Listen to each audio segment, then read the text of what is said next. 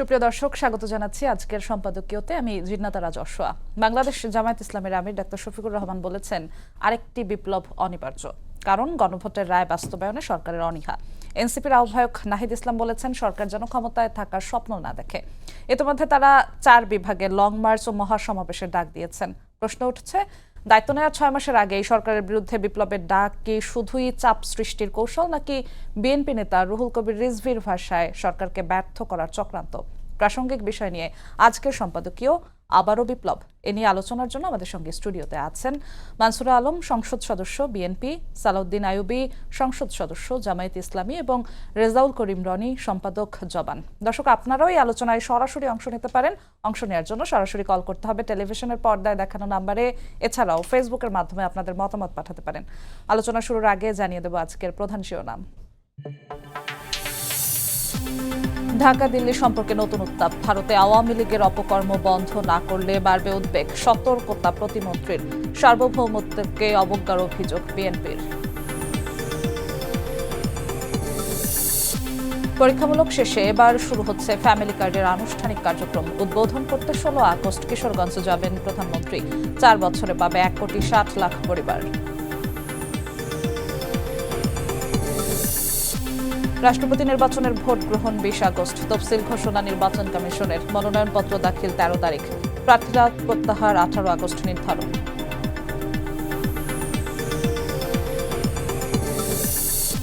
কারিগরি ত্রুটি সারিয়ে 2 সপ্তাহ পর জাতীয় গ্রিডে গ্যাস সরবরাহ শুরু। 2 থেকে 3 দিনের মধ্যে পরিস্থিতি স্বাভাবিক হওয়ার আশা জ্বালানি মন্ত্রীর। পাম্পে কমছে যানবাহনের চাপ। এবং জ্বালানি সংকট, দ্রব্যমূল্য নিয়ন্ত্রণ সহ নানা দাবিতে 11 দলের নতুন কর্মসূচি। 5 সেপ্টেম্বর থেকে লং মার্চ। গ্যাসের দাম বাড়ালে কঠোর আন্দোলনের হুঁশিয়ারি।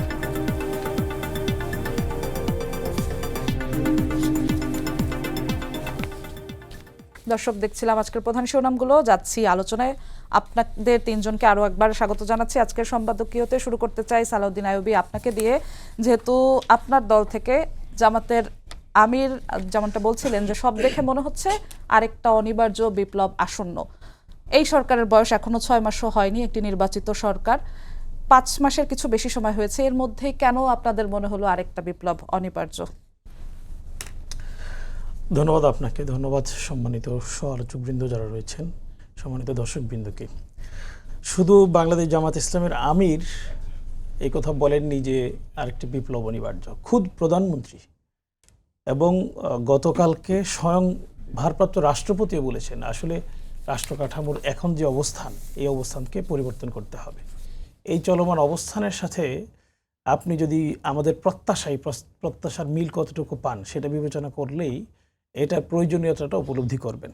গতকালকে রাষ্ট্র তাদের সর্বোচ্চ শক্তি দিয়ে এই জুলাই অভ্যুত্থান বাস্তবায়নের জন্য চেষ্টা করেছে, এটাই আমরা বিশ্বাস করি। কিন্তু আমি বলবো এই শতভাগ চেষ্টা শতভাগ ব্যর্থতায় পর্যবসিত হয়েছে, ব্যর্থতায় পরিণত হয়েছে।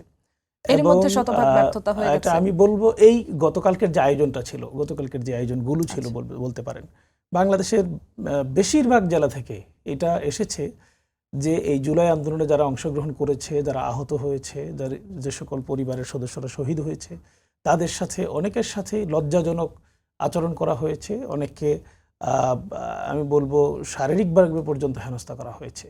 অনেককে নানা জায়গা থেকে বঞ্চিত করে তাদের যেই অধিকারটুকু গতকালকের জন্য অন্তত ছিল সেই অধিকার থেকে বঞ্চিত করা হয়েছে। তাহলে রাষ্ট্র তার সর্বোচ্চ শক্তি প্রয়োগ করে এরকম আমি বলবো অত্যন্ত গুরুত্বপূর্ণ আয়োজনটি সফল করতে না পারাটা সরকারের একটা ব্যর্থতা। বিশেষভাবে যে ডকুমেন্টারি নিয়ে যে কথাটুকু এসেছে, এই কথায় কিন্তু স্বয়ং রাষ্ট্রপতি বলেছেন যেখানে আবু সাঈদের ছবি নেই, যেখানে বেগম খালেদা জিয়ার ছবি নেই, সেটা আসলে কোনো ডকুমেন্টারি হতে পারে না। সুতরাং সরকার তো মানে ব্যর্থ হওয়ার একটা ছোট ছোট চিত্র যদি আমরা বিবেচনা করি, একেবারে অতি সম্প্রতি গতকালকে দেখি স্বয়ং মুক্তিযুদ্ধ মন্ত্রী আহমদ আজম তিনি একেবারে হাত জোর করে বলেছেন যে এটা আমাদের দুর্বলতা, এটা আমরা ভুল করেছি, এটা আমরা সংশোধন করে নিব। এই জায়গায় তারা ক্ষমা চেয়েছেন। একেবারে পদে পদে একটা একটা করে দেখেন কেন আমরা বিপ্লবের দিকে গিয়েছিলাম, কেন আমরা রাজপথে লড়াই করেছি, কেন আমরা বারবার কারাগারে গিয়েছি, এরপরেও আবার বেরিয়ে আবার রাজপথে এসেছি। এই যে কারণগুলো তখন ছিল, যে কারণে এই বিপ্লবের পথ বেছে নিতে হয়েছে, সেগুলোকে আসলে আমরা উতরাতে পেরেছি? আমরা সেই জায়গায় কাঙ্ক্ষিত অর্জনটা নিশ্চিত করতে পেরেছি? দেখুন, সর্বত্র ছিল আওয়ামী লীগের দলীয়করণের প্রচেষ্টা। সব জায়গায় এক পরিবার থেকে তারা অর্ধশতাধিক এমপি তৈরি করেছিল।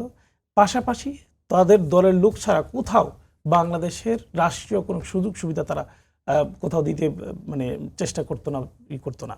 সব জায়গায় আমরা দেখি যে গতকালকে কেন এই আন্দোলন, এই ইয়েতে প্রোগ্রামগুলোতে ঝামেলা হয়েছে। আমি একটা প্রোগ্রামে প্রধান অতিথি ছিলাম, সরকারি উদ্যোগে আয়োজিত একটা আয়োজনে প্রধান অতিথি সেখানে উপস্থিত ছিলাম। সেখানে যে ভাইয়েরা তাদের উচ্চস্বরে কথা বলেছে, বাধাগ্রস্ত করার চেষ্টা করেছে, আমি পরবর্তীতে তাদের সাথে কথা বলেছি, কেন তোমরা এই সরকারি প্রোগ্রামকে বাধাগ্রস্ত করার চেষ্টা করলো?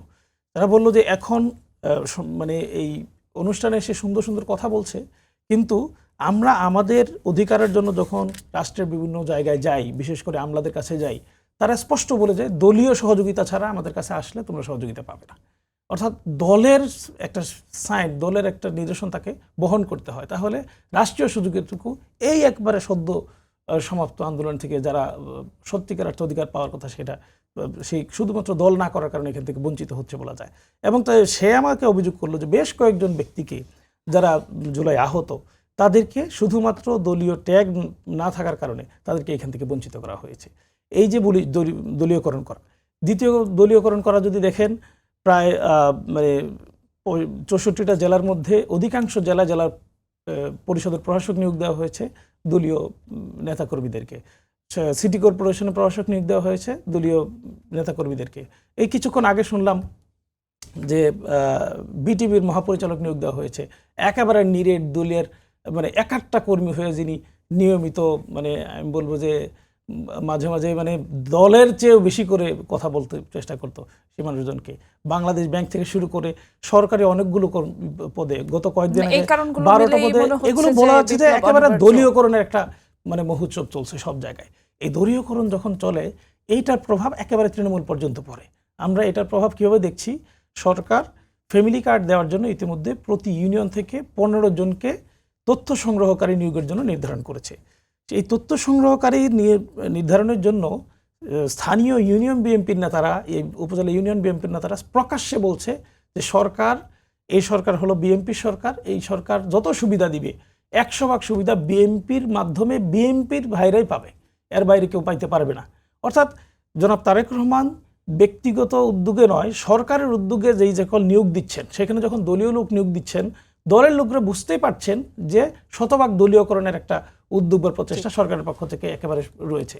এই যে মানে দলীয়করণ, এই যে সরকারি অনুষ্ঠান আমি বলবো আয়োজন করতে ব্যর্থতা, এই যে এই সরকার যাদের মাধ্যমে ক্ষমতায় এসেছে তাদেরকে অপমান করার চেষ্টা, এটা একেবারে একটা আমি বলবো সাইন যে গত সরকারের যে ব্যর্থতাগুলো তাদেরকে এখান থেকে পালিয়ে যেতে বাধ্য করেছিল, সেই ব্যর্থতাগুলো তাদের কাছে এসেছে।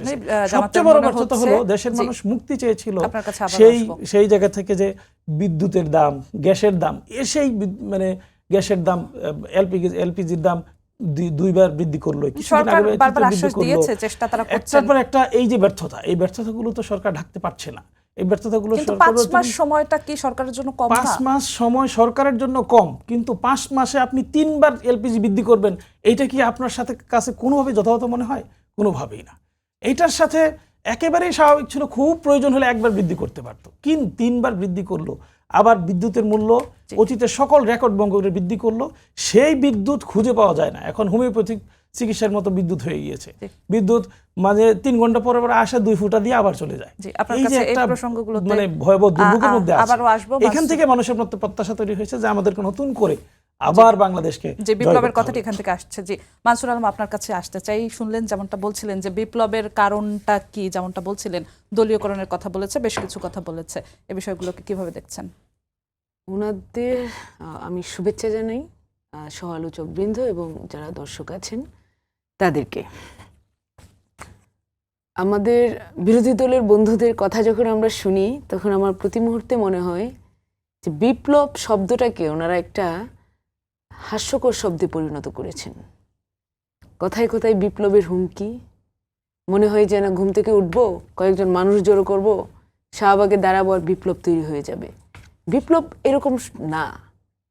বিপ্লব তৈরি হয়, এবং ওনারা সেই ইতিহাসটা জানেন যে 17 বছরে আমরা যেরকম নিষ্পেষিত ছিলাম ওনারাও তো সেটার অংশ ছিলেন।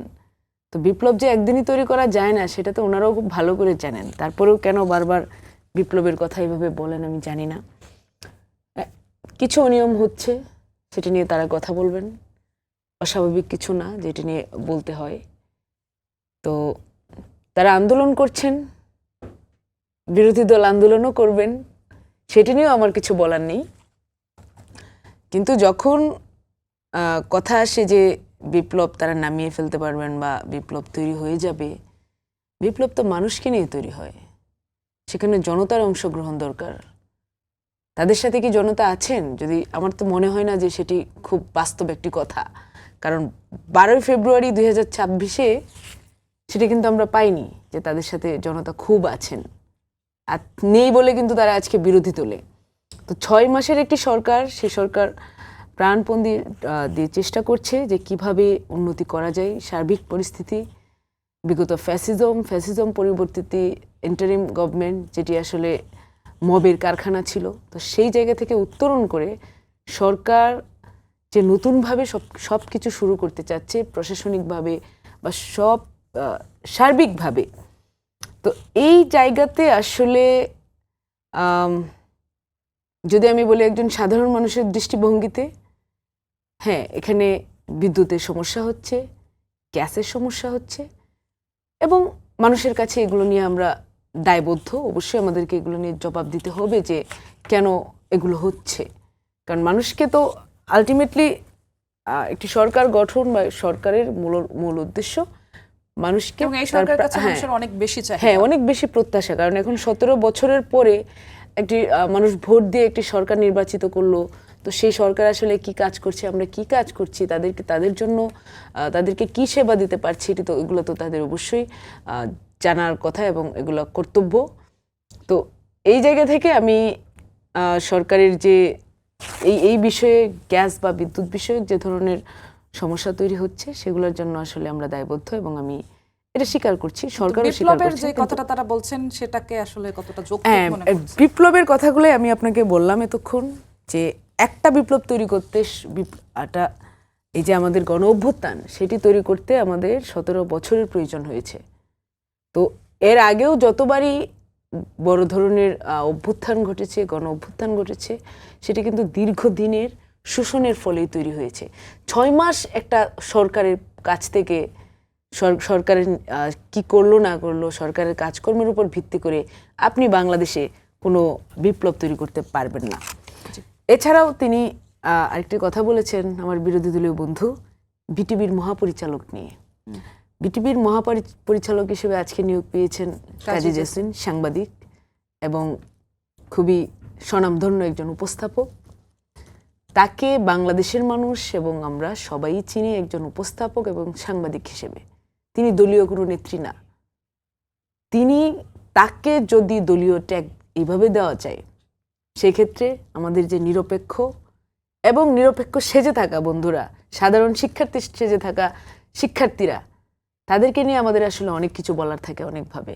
কারণ তারা আমাদের সবচেয়ে নিরপেক্ষ মানুষটিকেও কিন্তু দলীয় ট্যাগ দিয়ে দিচ্ছে। কিন্তু তাদের সর্বোচ্চ পর্যায়ে যদি এরকম হয় যে হ্যাঁ, এখন বলা হয় যে আমাদের বিরোধী দলীয় নেতা ডক্টর শফিকুর রহমান একজন নিরপেক্ষ মানুষ, মানে পারলে আসলে তারা এইটা মানুষকে বিশ্বাস করাতে চান।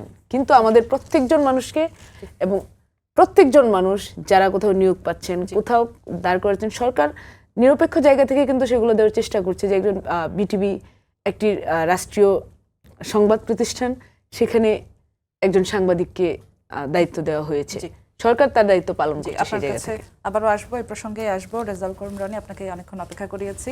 আপনার কাছে এই বিষয়টাতেই আসতে চাই। 5 মাসের কিছুদিন বেশি হয়েছে সরকারের বয়স। 24-এ আমরা দেখেছিলাম এই সব দলগুলো একটি ঐক্যবদ্ধ শক্তি হিসেবে ছিল, এরপর বারবারই একে অপরের বিপক্ষে কথা বলতেও দেখা গিয়েছে। এই 5 মাস একটি নির্বাচিত সরকারের বয়স হয়েছে, তখন এরকম বিপ্লবের ডাকের কথা বলা, এটা আসলে কিভাবে দেখছেন? জি, ধন্যবাদ। যে যেখান থেকে আমাদেরকে দেখছেন শুনছেন সবাইকে আমার সালাম এবং সহ আলোচকদেরকেও শুভেচ্ছা। দেখেন, every revolution is a surprise, এটা আসিফ বায়াতের বিখ্যাত উক্তি। আসিফ বায়াত একজন ইরানিয়ান বংশোদ্ভূত আমেরিকান স্কলার, পলিটিক্যাল থিঙ্কার। তো রেভলিউশনকে যারা মনে করে তাদের বাপদাদার সম্পত্তি এবং ডাক দিবে আর চলে আসবে বা গোলায় রাখা ধান, হ্যাঁ, বা হাঁসের ডিম, হ্যাঁ, হাত দিবে আর গোলার থেকে তুলে নিবে, তাদের রেভলিউশন বিপ্লব সম্পর্কে কোনো ধারণা নেই। আর আপনার এই সত্যিই এখানে আমি বহুবার বলেছি, বাংলাদেশের ইতিহাসে কিয়ামতের আগ পর্যন্ত জামাতের নেতৃত্বে কোনো বিপ্লব, রেভলিউশন, অভ্যুত্থান কিছুই হবে না। হ্যাঁ, এটা কেন হবে না? কারণ আমাদের জাতীয় ইতিহাসের সাথে জামাতে ইসলামের যে একটা ডিস্ট্রাস্টের সম্পর্ক, সেটার কারণেই হবে না। কিন্তু বিপ্লব হইতে পারে, গণঅভ্যুত্থান হইতে পারে, সেটা জনগণ 5 তারিখে বা 90-এ বা এর আগে জনগণ যখন চাইবে সেটা হইতে পারে। এবং সেই চাওয়াটাকে ত্বরান্বিত করার কাজটা পলিটিক্যাল পার্টিগুলো করে, এটা তাদের মানে পলিটিক্যাল এজেন্ডারও। সেই হিসাবে হয়তো আমার ভাই বলেছিলেন যে বিপ্লবের এই প্রেক্ষাপট উনি বর্ণনা করতে গিয়ে সরকারের আপনার নানা ব্যর্থতার চিত্রের কথা তুলে ধরলেন। এখন দেখেন, এই ব্যর্থতার চিত্রের মধ্যে বাস্তবতা আছে, সত্যতা আছে, সরকারও স্বীকার করে। কেননা কারণ আমরা 17-18 বছরের যে কাঠামোর মধ্য দিয়ে আসছি, বাংলাদেশের এমন কোনো সেক্টর বাদ রাখে নাই হাসিনা যেটা দিয়ে আপনি জনগণকে সেবা দিতে পারবেন। জনগণের সেবা উপযোগী কোনো খাতকে সে রেখা যায়নি। ফলে এখন বাংলাদেশের মানুষ এই 15 বছর, হাসিনার 15 বছর বঞ্চিত ছিল, তারপরে 18 মাসের মপতন্ত্র এবং নিরপেক্ষতার নামে এই সরকারকে কারা নিয়ন্ত্রণ করতো, সেই কথা তো যারা সরকার থেকে বের হয়ে আসছে, বিভিন্ন গুরুত্বপূর্ণ উপদেষ্টারা, তারা বলেছেন একটা ডিপ স্টেট এখানে ফাংশন করতো এবং একাধিক ক্যাবিনেট, একাধিক কিচেন ক্যাবিনেটের কথা আপনারাই আপনাদের সংবাদ মাধ্যমে প্রচার করে বাংলাদেশের মানুষকে জানিয়েছেন। তো সেই একটা বহুদা বিভক্ত সরকারি ব্যবস্থাপনা, মানে চূড়ান্ত অব্যবস্থাপনা, নিরপেক্ষতার নামে আমরা দেখেছি। দেখার মধ্য দিয়ে এখানে আসলেই বাংলাদেশ এখন একটা ব্যাপক রকম ক্রাইসিস পিরিয়ডের মধ্যে আছে। এই ক্রাইসিসের মধ্যে 1 নম্বর ক্রাইসিস হলো অর্থনৈতিক অবস্থা আসলেই খুব খারাপ। এবং আমি একটা দিক থেকে অন্তত সরকারি আপনার বিরোধী দলকে ধন্যবাদ দিব যে তারা আজগবি জুলাই সনদ, তারপরে হলো পিআর, এই সমস্ত হাবিজাবি আকাশ কুসুম কল্পনা থেকে বাস্তবে নেমে আসছে। মানে কি, জনগণের যে রেগুলার দাবি দেওয়া, রেগুলার যে সমস্যা, সেগুলোর মধ্যে তারা গণভোট নিয়েও তারা কথা বলেছেন। গণভোট নিয়ে না, এখন তারা যেদিকে ফোকাসড, এটা মোর আসলেই গ্যাসের দাম, বিদ্যুৎ, জনসম্পৃক্ত ইস্যু। আগে তো তারা আসমানে হাঁটতো, এই যে মাটিতে নামছে, এতেই আমি খুশি যে রাজনীতিতে তারা ফিরতেছে, বায়বীয় কথাবার্তা আসছে, প্র্যাকটিক্যাল কথাবার্তা বলা শুরু করছে বিরোধী দল, এতে আমি খুবই খুশি। কিন্তু এটার একটা এখানে একটা কথা আমি শুধু যোগ করব, এটা তাদের রাইট এই বিষয়গুলো নিয়ে আন্দোলন করা, জনগণকে কনভিন্স করা, কিন্তু তাদের প্ল্যানটা কি? আজকে যদি আমার ভাইদের ক্ষমতা দিয়ে দেওয়া হয়, দিয়ে দিলাম ধরেন, কালকের থেকে ওনারা দেশকে কিভাবে চালাবে? বিদ্যুতের এই যে অব্যবস্থাপনা হাসিনা কইরা রেখে গেছে, এরপরে খালি ক্ষমতা যদি ডাক্তার শফিকুর রহমান সাহেবকে বসাই দেন, ঘরে ঘরে বিদ্যুৎ চলে আসবে, এ কথা কোনো লোক বিশ্বাস করবে? তারপরে হইলো আপনার ওনাদের হাতে যদি ক্ষমতা চলে যায়, নাহিদ ইসলাম যদি 4টা মন্ত্রণালয় চালায়, তাহলে গ্যাসের দাম কমে যাবে। ওনাদের প্ল্যানটাই কমে যাবে, এই কথা বিশ্বাস করতে কোনো আপত্তি নেই, কিন্তু বিশ্বাস করার বেসিসটা কি, প্ল্যানটা কি? বিএনপি ব্যর্থ হচ্ছে, ভালো কথা। আপনি যে সফল হবেন, কোন প্রক্রিয়া সফল হবেন, প্রক্রিয়াটা আমাদেরকে বলেন। তো সে প্রক্রিয়া না বলে আপনি যতক্ষণ পর্যন্ত আপনি গেলে সফল হবেন, তার মানে আপনি ক্ষমতায় থাকলে ভালো, অন্যজন থাকলে সেটা ভালো না। এটাই তো মিন করে। কারণ আপনার প্ল্যানটা বলতে হবে যে ভাই আমি এই প্রক্রিয়ায় সফল হব। সেই প্ল্যান বলার আগে কি সমস্যা ছিল এই বিষয়ে আপনার একটা প্রপার স্টাডি লাগবে, তার মানে আপনার প্ল্যান লাগবে, প্রোপাগান্ডার বাইরে, তাই না? তো এইটা একটা, এখন আমরা গভীরভাবে একটা অর্থনৈতিক ক্রাইসিসের মধ্যে আছি। জিনিসপত্রের দাম আশানুরূপভাবে আপনার কম না, কিন্তু সমস্ত জিনিসপত্রের দামই যে খুব বেশি এটাও বলা যাবে না। কিন্তু জনগণকে স্বস্তি দেওয়ার জন্য আসলেই এইটা। আরেকটা হলো যে যেই গ্যাসের যে সমস্যা, বিদ্যুতের যে সমস্যা, যে ত্রুটিটা ছিল সেটা সারানো হয়েছে, আজকে খবরে দেখলাম। ফলে এটা 2-3 দিনও আপনি খবরেই দেখাইলেন যে আপনার এটা 2 দিনের মধ্যে স্বাভাবিক হবে। কিন্তু প্রবলেমটা হলো আমরা এতদিন একটা ঋণভিত্তিক ফাঁপা উন্নয়ন কাঠামোর মধ্যে ছিলাম। সেই ঋণভিত্তিক ফাঁপা উন্নয়ন কাঠামোর থেকে এই সরকার চাচ্ছে একটা বিনিয়োগ ভিত্তিক অর্থনীতির দিকে যেতে, যেটা রিয়েলি স্টেবল হবে, যেটা রিয়েলি কার্যকর হবে, যেটা রিয়েলি বাস্তবসম্মত হবে। মানে ঋণ করে ঘি খাওয়ার মতো না, যেই বেলা খাইলেন পেট ভরে তারপরে 3 দিন আপনার না খেয়ে থাকতে হবে, এরকম না। ফলে এই যে বিনিয়োগ ভিত্তিক অর্থ ব্যবস্থায় যাবে, বিনিয়োগ ভিত্তিক অর্থ যাওয়ার ক্ষেত্রে আপনি যদি চাইনিজ অ্যাম্বাসেডারের বক্তব্যটা খেয়াল করে থাকেন, নিশ্চয়ই খেয়াল করেছেন, ওনারা খুব ভালো ভালো কথা বলছে। এর মধ্যে একটা শব্দ বলছে যে এক্সটার্নাল এনভায়রনমেন্টকে তারা পিসফুল দেখতে চায়। এবং আপনি জানেন যে আমাদের প্রাইম মিনিস্টার কয়েকদিন আগে যে মালয়েশিয়া হয়ে চায়না ভিজিট করলেন, বেসিক্যালি কিন্তু এখানে ডেসপারেটলি চাইনিজ ইনভেস্টমেন্ট আনার জন্য উনি মুভটা করেছেন। হ্যাঁ, এবং আসলে আমাদের ইনভেস্টমেন্ট দরকার, জরুরিভাবে ইনভেস্টমেন্ট দরকার। কর্মসংস্থান যদি না হয় তাহলে এই অস্থিরতা কমবে না। তো ফলে এখন যে সরকার যখন এই চেষ্টাগুলো করছে তখন এই প্রেসারগুলো বিরোধী ওটাই আসছে এখন। এই যে চাইনিজ অ্যাম্বাসেডর বললেন যে এক্সটার্নাল অ্যাফেয়ার্সকে তারা পিসফুল দেখতে চায় ইনভেস্টমেন্টের পূর্ব শর্ত। এখন সরকারের ভেতরে আপনার ডেফিনেটলি এই ভাই ঠিকই বলেছেন, এখানে সরকারের ব্যর্থতার জন্য বিগত আমলের কাঠামো আমলাতান্ত্রিক অবস্থা এইটা অনেকখানি দায়ী। এটা ইন্টারিম আমলেও দায়িত্ব ছিল এটা পরিষ্কার করা, তারা না করে এই জঞ্জালটা অনেক জঞ্জালি, তার মধ্যে একটা গুরুত্বপূর্ণ জঞ্জাল, গুরুত্বপূর্ণ অভিশাপ, হ্যাঁ, এই আমলা প্রজাতন্ত্রী বাংলাদেশ সরকার এই করাপশনের এই পুরা সিন্ডিকেটটাই সরকারের উপর রেখে দিয়ে সরকার এটা আস্তে আস্তে, হ্যাঁ, আর যেহেতু এটা একটা ডেমোক্রেটিক সরকার, ফলে ওভারনাইট কোনো বিপ্লবীভাবে কাউকে আপনার বঞ্চিত করা যাবে না, ফলে এটা সময় লাগবে, কিন্তু সরকারকে এটা করতে হবে, এটা সত্য। কিন্তু অ্যাট দ্য সেম টাইম এখন ইনভেস্টমেন্ট আনার জন্য, কর্মসংস্থান তৈরি করার জন্য এক্সটার্নাল পরিবেশটা যে পিসফুল রাখা দরকার, সেটা যদি আপনি না রাখেন, আপনি বিরোধী দল হিসেবে আপনি সরকারের পার্ট, মানে আপনিও সংসদে আছেন, তা না করে এখনই যদি আপনি সচিবালয়মুখী যান, সচিবালয়মুখী যাওয়ার মতো কোনো অবস্থা তৈরি হয়েছে, এটা কোনো সুস্থ লোক বিশ্বাস করে বলে আমার মনে হয় না। ডেফিনেটলি প্রতিবাদ প্রতিরোধ, আপনি সংসদে আছেন, আপনি কথা বলেন, কারণ আপনি দেখতেছেন যে এখানে ইনভেস্টমেন্ট জরুরি, ইনভেস্টমেন্ট আনার জন্য সরকার আপনার হন্তদন্ত হয়ে মুভ করতেছে, এবং সেক্ষেত্রে এক্সটার্নাল পরিবেশ যদি ঠিক না হয়, এখানে এনভায়রনমেন্ট তৈরি হবে না, ইনভেস্টমেন্ট আসবে না। তখন সরকারকে কি করতে হবে? জনগণকে তো আপনার রিলিফ দিতে হবে, জনগণকে তো আপনার অবশ্যই আপনার এই তাদের জীবনমান স্বাভাবিকভাবে চলার জন্য ব্যবস্থা নিতে হবে। সরকার যদি আবারও এই ঋণের তরিকার দিকে যায়, তাহলে কিন্তু হয়তো সাময়িকভাবে উপশম হবে, কিন্তু সরকার যে কাঠামোগতভাবে একটা রাজনৈতিক প্রাতিষ্ঠানিক সংস্কারের দিকে যেতে চায় বা স্টেবিলিটির দিকে যেতে চায়, এবং গণতন্ত্রের যে প্রাতিষ্ঠানিকরণ করতে চায় এবং মানুষকে যে এম্পাওয়ার করতে চায়, সেইটা কিন্তু বাস্তবায়ন হবে না। ফলে এখানে এটা বলে শেষ করি যে এই যে বাস্তবায়ন যদি না হইতে পারে, তার জন্য ভেতরে বাহিরের যত উদ্যোগ আমি বলতেছি না, এবং এই জন্য যে এক্সটার্নাল অ্যাফেয়ার্স যারা আছে আরও, মানে বাংলাদেশ বিরোধী যে সমস্ত শক্তি আছে, যাদেরকে আমরা ডিপ স্টেট বলি, যাদেরকে আমরা এখানকার -2 ফর্মুলা এক্সিকিউট করার জন্য যারা নানা ফর্মে নানাভাবে এতদিন যাবত রাজনীতি করছিল, এইটার বেনিফিটটা কিন্তু তারা নিবে। ফলে আপনারা যে আন্দোলনটা করছেন, আপনারা আন্দোলনটা কার জন্য করছেন? এখন এই সরকার ব্যর্থ হলে আপনি কি সফল হবেন? বিরোধী দল হিসেবে এটা আপনার চিন্তা করতে হবে। এবং এখানে এই বিনিয়োগ ভিত্তিক অর্থনৈতিক কাঠামোটা যদি ঠিক না হয়, এই অস্থিরতা রেখে আপনি যদি ধরেন কালকে ক্ষমতায় আসেন, এই সরকার তো 5 মাস টিকছে, আপনি 5 ঘন্টাও টিকবেন না। জি, ডিপ স্টেট রিলেটেড কথায় পরে আসবো। সালাউদ্দিন আইয়ুবী, আপনার কাছে বেশ কিছু প্রশ্ন জমেছেন। রনি ভাই তিনি বলছিলেন যে জামায়াতের নেতৃত্বে কিয়ামতের আগ পর্যন্ত কখনো বিপ্লব হবে না, তিনি এটা বিশ্বাস করেন। মানসুর আপা বলছিলেন যে জনতা জামাতের সাথে আছে কিনা, বিপ্লব করতে হলে তো জনগণ দরকার, কি বলবেন বিষয়গুলো নিয়ে? ধন্যবাদ রনি ভাইকে। রনি ভাই কথা সবসময় সরকারকে ডিফেন্ড করে বলেন, সরকার কখনো কোনো ভুল করেছে এরকম কথা রনিবের কাছ থেকে আসে না। উনি আজকের এই যে প্যানেল, এই প্যানেলে অন্তত নিরপেক্ষ অবস্থান ওনার থাকার কথা, সেই জায়গা থেকে এইটা আমি বলি, এইটা হলো বাংলাদেশের এই মুহূর্তের রেগুলেশনের মূল প্রয়োজনীয়তা। দেখুন রেগুলেশনটা কি বা মানে অভ্যুত্থান কি? আসলে অভ্যুত্থান সম্পর্কে বলা হয়েছে হলো পাওয়ারফুল ফিলিংস, যেটা মানে আছে মানুষের, সেই ফিলিংসটার ওভারফ্লো হয়। যখন ওভারফ্লো অফ পাওয়ারফুল ফিলিংস, মানুষের এখন প্রত্যাশা কি, ফিলিংস কি? দেখেন, আমি এই গতকালকে যে জুলাই অভ্যুত্থান উপলক্ষে যে প্রোগ্রামগুলো হলো, বেশ কয়েকটা প্রোগ্রামে থাকার সুযোগ হয়েছে। বড় প্রোগ্রাম সেটা ছিল মানে সরকারি প্রোগ্রাম, সেখানে থাকার সুযোগ হয়েছে। আবার একটা বড় সমাবেশ হয়েছে, প্রায় 20,000 লোকের উপস্থিতি, সেখানে থাকার সুযোগ হয়েছে। সেই সরকারি প্রোগ্রামে সরকার যাদেরকে আমন্ত্রিত করেছে, এবং সরকারি দল নিশ্চয়ই সেখানে কোনো না কোনোভাবে সুযোগ ছিল তাদের ইন্টারফেয়ার করার কথা, মানে কাদেরকে ইনভাইট করবে, সেখানে সরকারি দলের একবারে সকল পর্যায়ের লোকজন ছিল, ছাত্রদল, যুবদল, শ্রমিক দল, মহিলা দল, সবাই ছিল।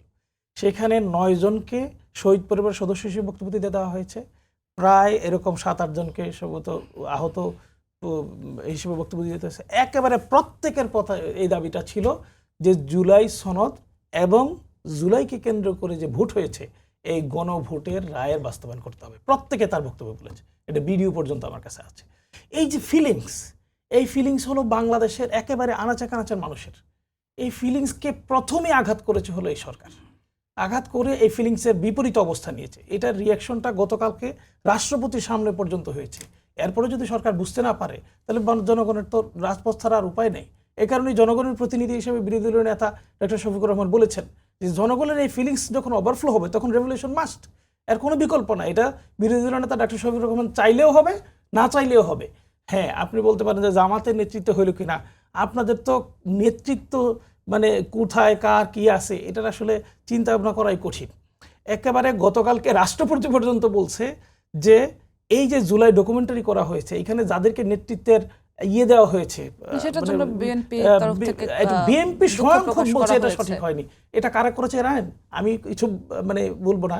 এই যে এরকম কিছু লোকজন আছে যারা বিএনপির চেয়ে বেশি বিএনপি, বড় কেমন BNP, লোকজন তারা? তারা বিএনপির চেয়ে বেশি বিএনপি এমন ভাবে উপস্থাপন করে যে তারাই সব করেছে। এটা একেবারে এই ধরনের লোকের পরিবর্তনের জন্য রেগুলেশনটা দরকার। হাসিনা বাংলাদেশে অনেক খারাপ ছিল, হাসিনাকে খারাপ কারা করেছে? হাসিনাকে আমরা দেখেছি এরকম টকশুট টেবিলে বসেই কিছু লোকজন ছিল সারা দিন পা চাটার মতো চাটতে চাটতে তাকে এরকম জায়গায় নিয়ে গেছে। পরবর্তীতে একটা প্রশ্নের জবাবের প্রেক্ষিতেই কিন্তু সে বলেছিল যে সবাই হলো রাজাকার। তার প্রেক্ষিতেই ছাত্র আন্দোলনের তীব্র এই যে মনসুর আপারা সহ ঢাকা বিশ্ববিদ্যালয় থেকে বের হয়ে আসছে। এই যে কিছু লোক তৈরি হয়েছে জায়গায় জায়গায়, এটা কিন্তু এখনো শেষ হয়নি। এরা নিয়মিতই চাটতে থাকবে, এরা নিয়মিতই শাসক যন্ত্রকে ব্যবহার করে নিজেদের স্বার্থতা হাসিল করার চেষ্টা করবে, এরা নিয়মিতই শাসক যন্ত্রকে ভিন্ন পথে প্রবাহিত করে জনগণ থেকে বিচ্ছিন্ন করবে এবং জনগণ তখন শাসক যন্ত্রের বিরুদ্ধে দাঁড়াবে। তখনই আসলে বিপ্লব। সেই আজটা আপনারা পাচ্ছেন যে জনগণ নিঃসন্দেহে আমরা দাঁড়াতে পাচ্ছি, চাচ্ছে, সেটা আমরা পাচ্ছি এবং সরকারের পাওয়া উচিত। গতকালকে সরকারকে মানে একাধিক জায়গা থেকে ডজন ডজন জায়গা থেকে ইঙ্গিত দেওয়া হয়েছে, ইঙ্গিত পেয়েছে। সেটা বিরোধী দলীয় নেতাকর্মীরা দিয়েছেন না ইঙ্গিতটা? সেটা কি নিঃসন্দেহে এটা সাধারণ জনগণ দিয়েছে। সরকার কার্ড দিয়ে যাদেরকে দাওয়াত দিয়েছে, সরকার বিরোধী দলের কাউকে দাওয়াত দেয়নি। আমি নিজে সাক্ষী, আমার সেখানে আমাকে সহ 5 জনকে দাওয়াত দিয়েছে মাত্র। সেখানে ছাত্র শিবির ছিল না, সেখানে জামাত ইসলামের কোনো নেতাকর্মী ছিল না, একটা নেতাকর্মী সেখানে বাকিরা কি সাধারণ জনগণ ছিলেন? সাধারণ সরকার তাদেরকে দাওয়াত দিয়েছে। সুতরাং তারা সরকারি দল ছিল। সরকারি দল হতে পারে অথবা সাধারণ জনগণ হতে পারে, কিন্তু নিজেদের বিরুদ্ধে বিরোধী নিজেরা- দলের কোনো নেতাদেরকে দাওয়াত দেয়নি তারা সেখানে। মানে আমি যে অনুষ্ঠানে প্রধান অতিথি ছিলাম আচ্ছা। সেখানে দাওয়াত দেয়নি। সুতরাং মানে এবং সরকার দলের সংসদ সদস্য তিনি বলছিলেন যে ভাই আপনি একটু থামান। আমি বলছি যে আমার দলের লোকজনকে আমি দাওয়াত দেওয়ার জন্য ডিসি সাহেবকে বলছি, উনি বলছেন যে স্যার দুঃখিত আপনাদের দাওয়াত দেওয়ার ব্যাপারে সিদ্ধান্ত হয়নি। তিনি বলেছেন দাওয়াতের সিদ্ধান্ত হয়নি এবং দাওয়াত দেওয়া হয়নি, তাহলে আমি কিভাবে বললে তারা থামবে বলে? সাধারণ মানুষের যে ফিলিংস, এই ফিলিংসটাকে যদি বুঝতে না পারে তাহলে সরকারের ব্যর্থতা খুব স্বাভাবিকভাবে। তারপরে দেখেন, আমি রনিবার সাথে একমত হই যে এই মুহূর্তে সব জায়গায় মানুষ প্রত্যাশা করছে যে নতুন বিনিয়োগ আসবে, কর্মসংস্থান তৈরি হবে, মানুষের জন্য একটা আশার জায়গা তৈরি হবে। উল্টা চিত্র করছে বাংলাদেশ।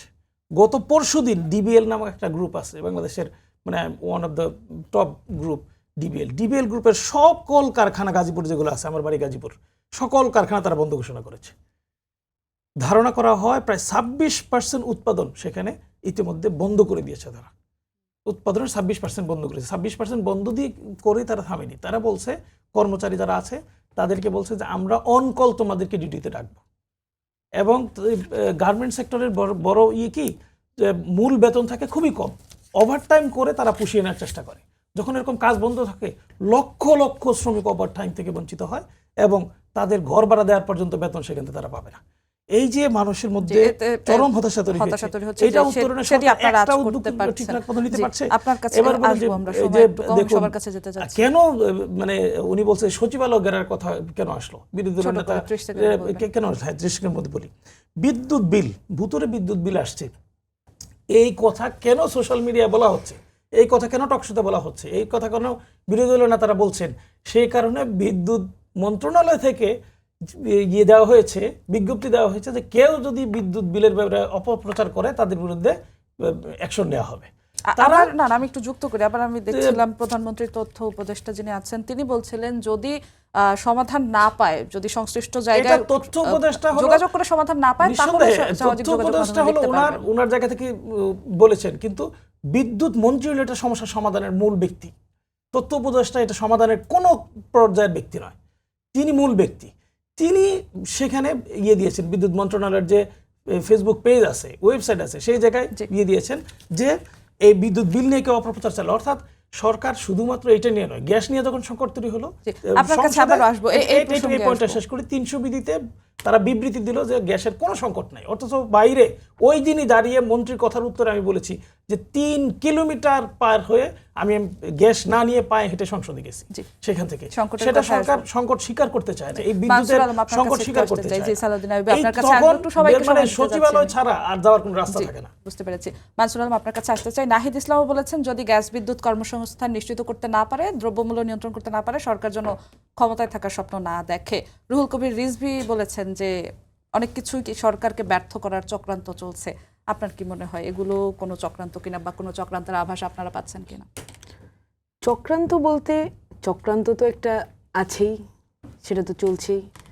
গতকাল 5 আগস্ট বাংলাদেশের মানুষ যাকে গণঅভ্যুত্থানের মাধ্যমে এদেশ থেকে তাড়িয়ে দিয়েছে, তারা অন্য একটি দেশে বসে সেখানে সংঘবদ্ধভাবে দেশবিরোধী বিভিন্ন ধরনের ষড়যন্ত্র করার জন্য কিন্তু বিভিন্নভাবে ঐক্যবদ্ধ হচ্ছে।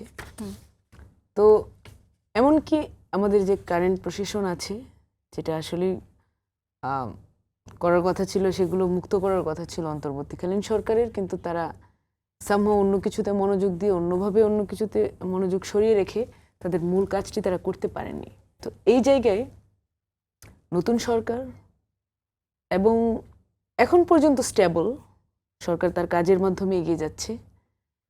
তো সেখানে ষড়যন্ত্র থাকবে, আমলাতান্ত্রিক জটিলতার কিছু ব্যাপার স্যাপার থাকবে।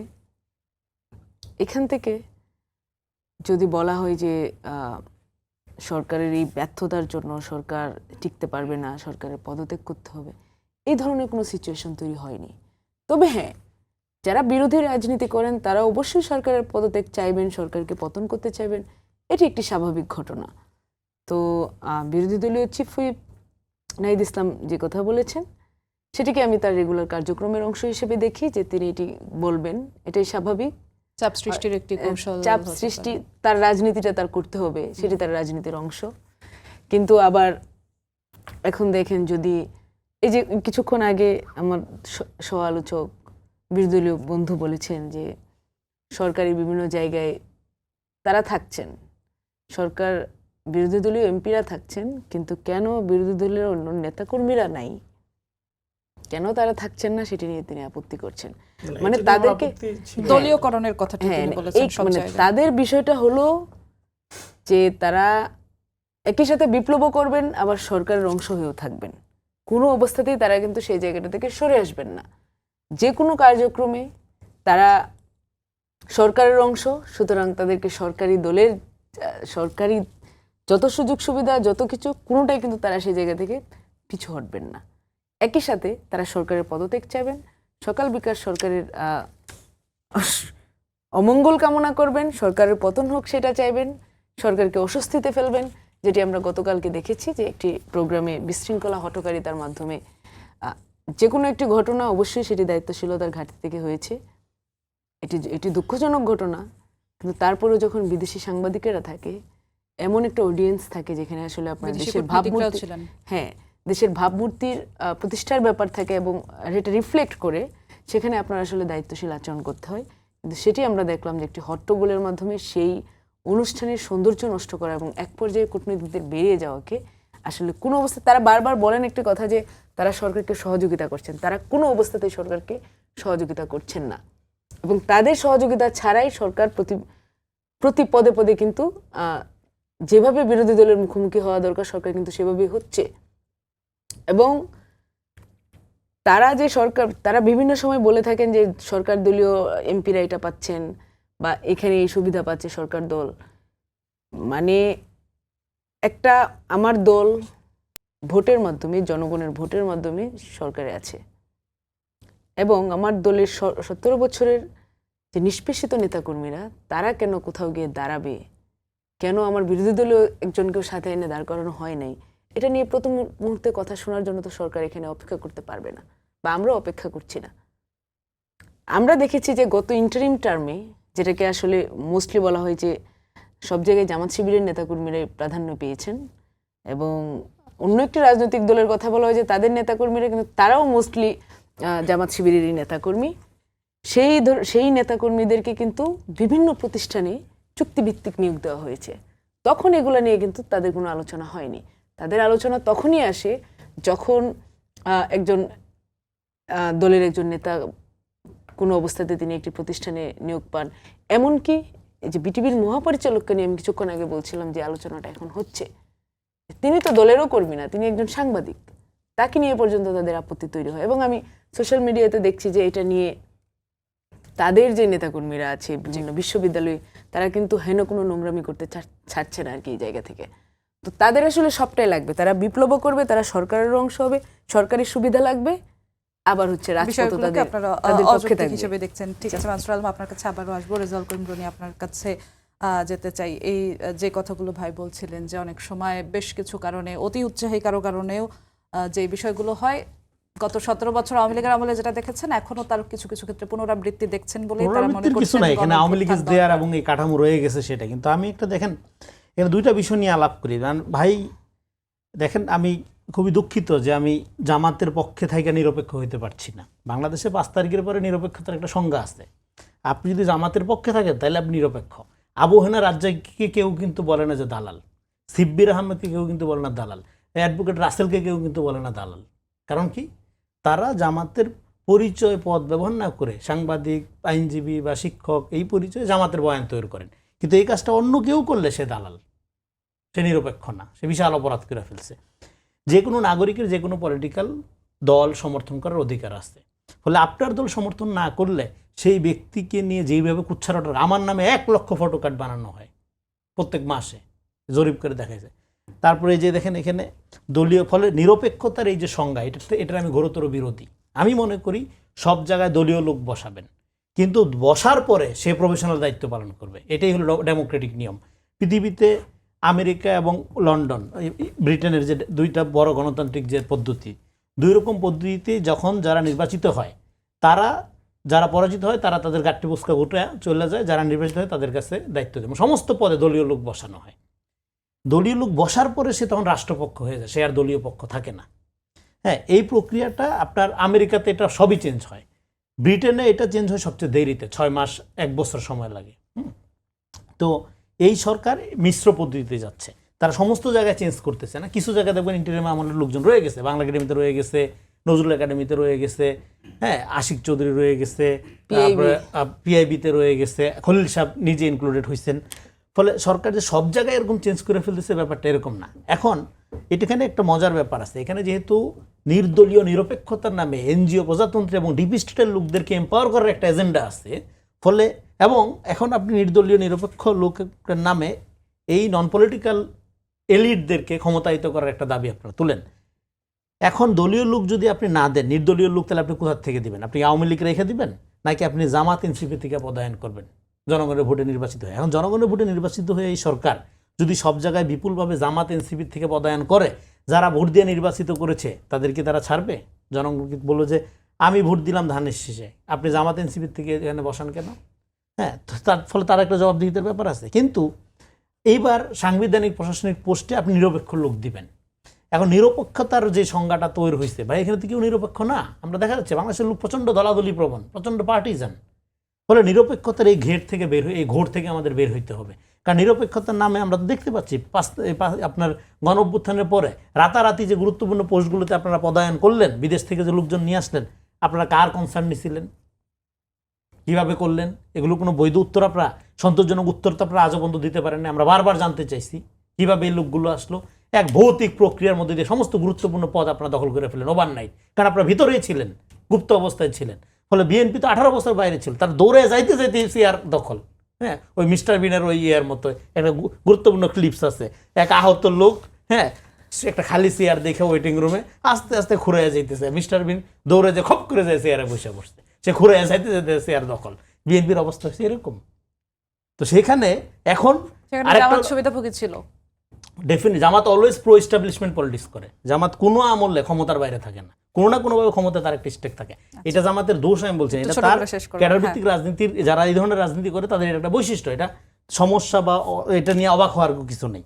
কিন্তু প্রবলেম হইলো এই যে যে জিনিসগুলো নিয়ে সমালোচনা হচ্ছে, যে প্রশাসন, তারপরে হইলো জেলা পরিষদ, এইটা তো ভাই নির্বাচন হয়ে গেলে এই জিনিসটাতে যেহেতু আর দলীয় নির্বাচন হবে না, দলীয় প্রতীক থাকবে না, ফলে দলীয় লোক দ্বারা এটা শাসন করার কোনো বা এই দায়িত্ব পালন করার কোনো সুযোগ নেই। এটা ইন্টারিম আমল শুরু করে দিয়ে গেছিল বসানো, যেহেতু এখনো নির্বাচন হয়নি এই কারণে হয়তো এই লোকগুলোতে দলীয় লোক বসানো হচ্ছে। আরেকটা ব্যাপার হলো যখন দলীয় লোক বসানো সমস্যা না, সমস্যা হলো দলীয় লোক বসে সে জনগণকে সার্ভিস দিচ্ছে কিনা, সে দুর্নীতিমুক্তভাবে দায়িত্ব পালন করছে কিনা। আমাদের এখানে সমস্যা হলো আমরা নিরপেক্ষতার নামে গুপ্তভাবে যার যার দলকে আমরা সার্ভ করি, একটা বিশেষ দলকে সার্ভ করি। সেটা না করে আমি যদি মনে করি যে আমি জানবো এই লোক জামাতে, উনি বিএনপির, উনি এনসিপির, যাই না আমি পদে নেব, নেওয়ার পরে উনি রাষ্ট্রপক্ষ হবে, জনগণের তরফ থেকে দায়িত্ব পালন করবে, কিন্তু তা না, আমাকে নিরপেক্ষ থেকে ডুইবা পানি খেতে হবে। হ্যাঁ, এই প্রক্রিয়াটা খারাপ। তার চেয়ে বরং প্রকাশ্য পরিচয় থাকুক, আমি জানি উনি জামাতের, এবং আওয়ামী ফেস্টিভালের পরে আমরা চাই প্রত্যেকটা দল, প্রত্যেকটা মানুষ যার যার স্ব-রাজনৈতিক পরিচয় নিয়ে গর্বভরে রাজনীতি করবে। এখানে কোনোভাবেই পরিচয় গোপন করে নিরপেক্ষ সেজে এগুলি করার দরকার। এই প্রসঙ্গে একটু সালাউদ্দিন আইয়ুব আপনার কাছে আসি। যেমনটা বলছিলেন, কোনো আমলে ক্ষমতার বাইরে জামায়াত ছিল না, পরিচয় গোপনের কোনো বিষয় অন্য রাজনৈতিক দল পায়নি, জামাত পেয়েছে সুবিধা। 1 মিনিট একটু ছোট করে বিষয় বলবেন। দেখুন, উনি বলার চেষ্টা করছে যে যে দল ক্ষমতায় আসবে সে দল অন্য সকল দলের লোকজনকে বের করে দিয়ে সব তার দলের লোক দিয়ে বিভিন্ন জায়গায় এস্টাবলিশ করে তাদেরকে দিয়ে পদায়ন করা নিশ্চিত করা হবে। এটা কোথায় করা হয়? এটা আমেরিকা করা হয়, এটা ইউকেতে করা হয়। এই মানে এটা একটা গণতন্ত্রের মূল কাজ উনি বলছেন। এটা করতে যাওয়ার প্রশ্ন করছেন যে বিএনপির লোকজন পদায়ন করবে নাকি জামাত ইসলামী অথবা এনসিপির লোকজন পদায়ন করবে।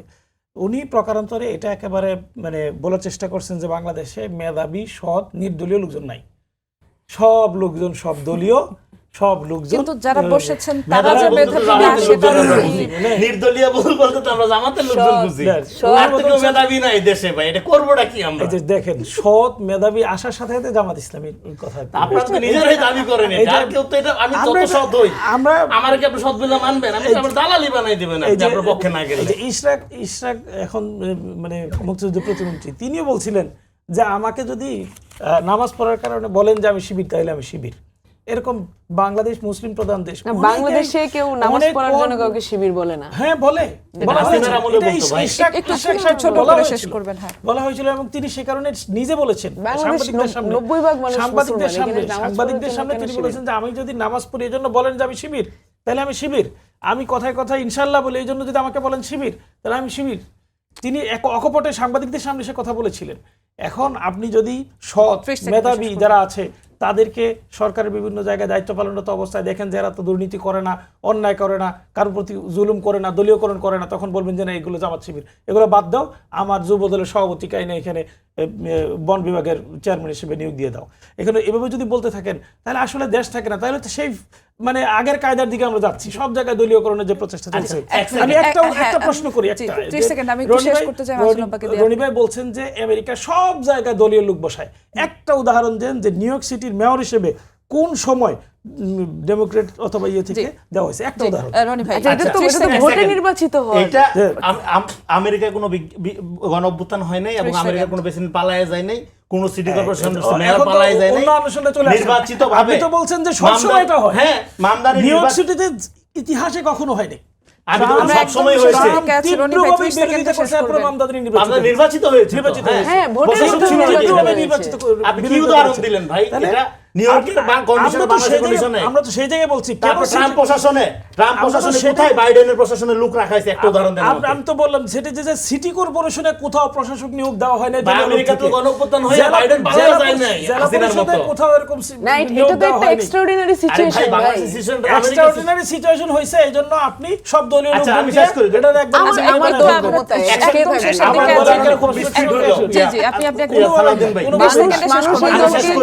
যেটা জনগণের দাবির জায়গা, শেষ করি আমরা একদম শেষের দিকে আছি, প্রতিনিয়ত জনগণ যায় সেই জায়গায় আপনি কেন দলীয় লোককে বসাইলেন? এবং দলীয় লোক বসাবে এখন যাইতেই পারতেছে, জামাতের লোক বসাবে, জনগণ তো সেখানে যাইতেই পারতেছে। আমরা আর সময় দিতে পারছি না। মানসুর আলম, আমি বলি এই যে কাজী জেসিনকে নিয়ে কথা হচ্ছে, কাজী জেসিন সবচেয়ে বেশি তার শোতে জামাতকে স্পেস দিছে, কিন্তু উনি যেহেতু জামাতের মতো নিরপেক্ষ হইতে পারেন, ওনার চরিত্র বলে কিছু রাখা হয় না। ওনার শো শুরু করার আগেই ইউটিউবে গালাগালি শুরু হয়ে যেত, এমন কোন অকথ্য ভাষায় গালিগালাজ করা হতো। আমি গত পরশুদিন ওনার সাথে শো করে আসছি এবং সবচেয়ে বেশি স্পেস উনি আমার চেয়ে আমরা সময় দিতে পারছি না। এই ছিল আজকের সম্পাদকীয়তে। আগামীকাল আবারও দেখা হবে একই সময়। শুভরাত্রি।